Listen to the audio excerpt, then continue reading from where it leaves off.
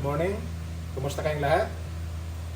Sa episode na to ay magluluto tayo ng beef biryani. Naglagay na ako ng oil.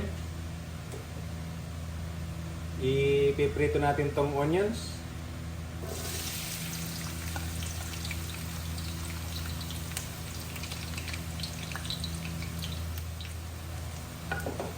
I-toast ko lang yan na maging golden brown. Okay guys, brown na yung ating onions. Alisin ko na to.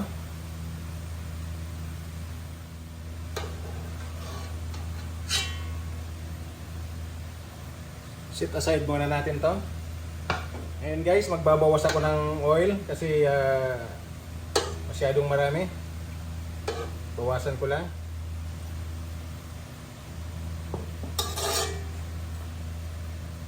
Okay guys, isunod na natin yung ating beef.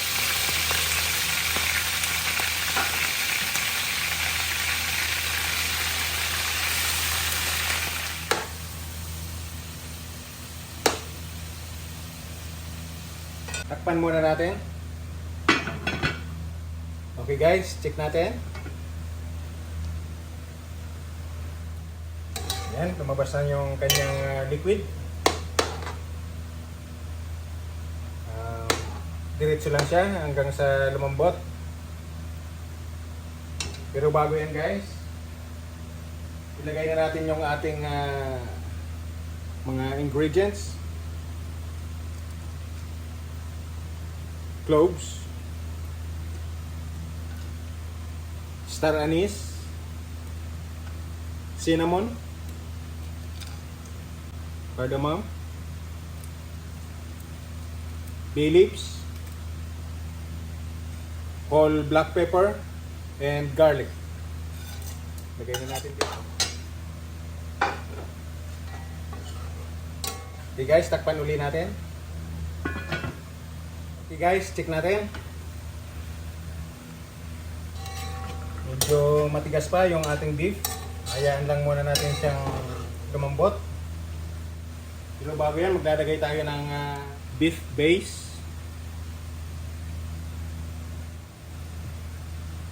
Tansyahin lang natin kasi baka mapaalat. Pwede naman magdagdag pag kulang.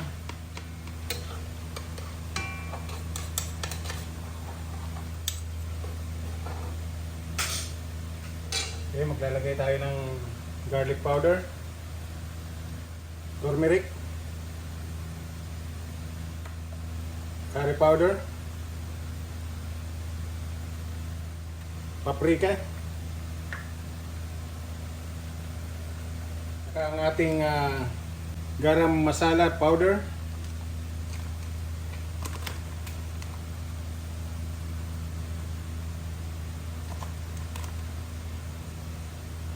mga isa't kalahating kutsara.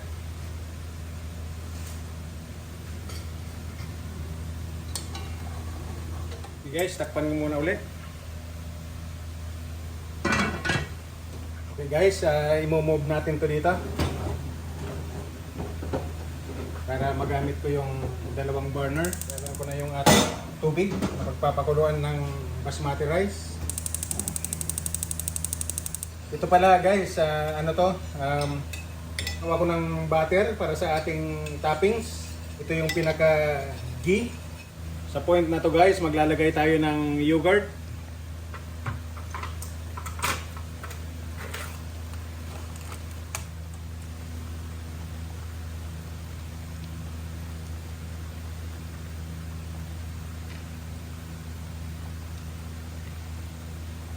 Kalahati lang nito kasi ang kalahati gagawin nating sauce.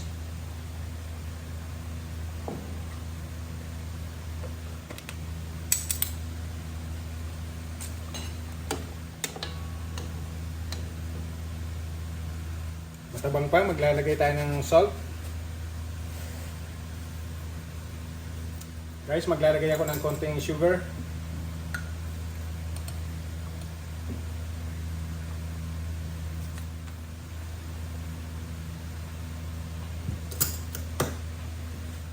So, ilagay na natin tong dried chili.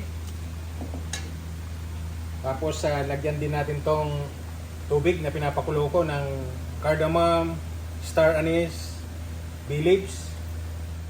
Lalagay din tayo ng lemon juice.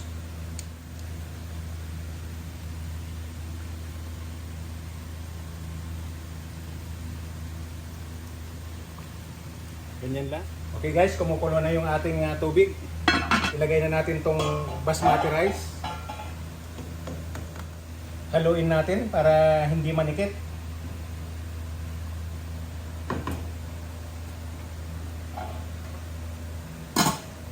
Ito naman guys, yung ano natin, pang toppings natin. Ilalagay ako ng yellow coloring.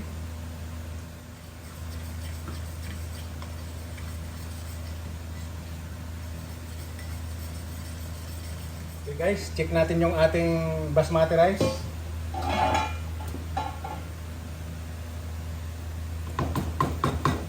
Yan guys, okay na yan. I-drain ko na.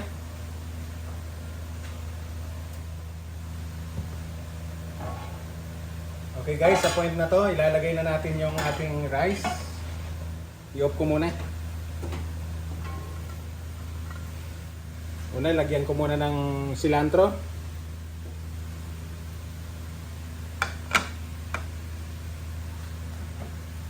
Tapos ilagay ko tong rice.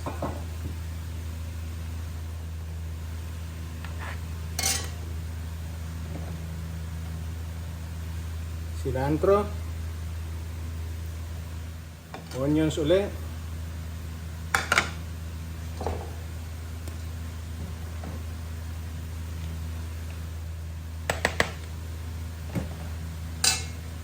Cilantro. Onions ulit.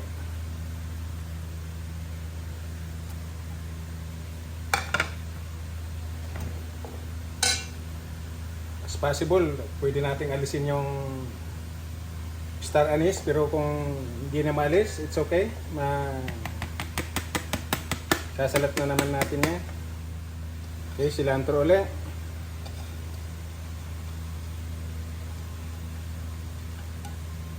Yung ating onions.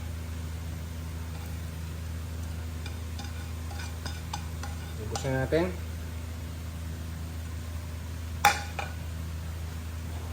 Tapos yung ginawa nating coloring, ilagay lang natin pa ganyan.